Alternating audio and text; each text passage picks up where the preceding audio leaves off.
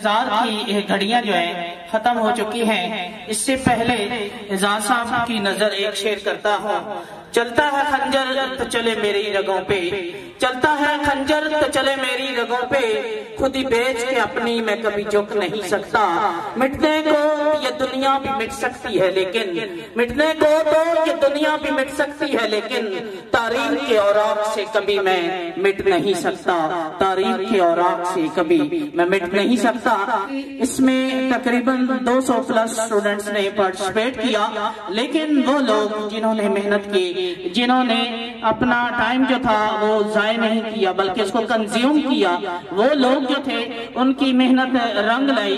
तो top 10 position जो थी उनमें मैं ये अफसोस के साथ कहना चाहता हूँ कि जो गर्ल साइड पे पोजीशनें थी वो मैक्सिमम है और बॉय साइड पे ये पोजीशनें जो है कम है, जो हमारे लिए लम्हा फिक्रिया भी है। इसके बारे में हमें सोचना पड़ेगा कि हम आखिर इस मुल्क के नौजवान हैं, हमने इसकी भाग दौड़ संभालनी है, तो हम इस दौड़ में पीछे। ये फैसला है कि मेहनत ना छोड़ेंगे, ये फैसला है कि शर को मिटा के दम लेंगे, ये फैसला है कि वतन को सजा के दम लेंगे।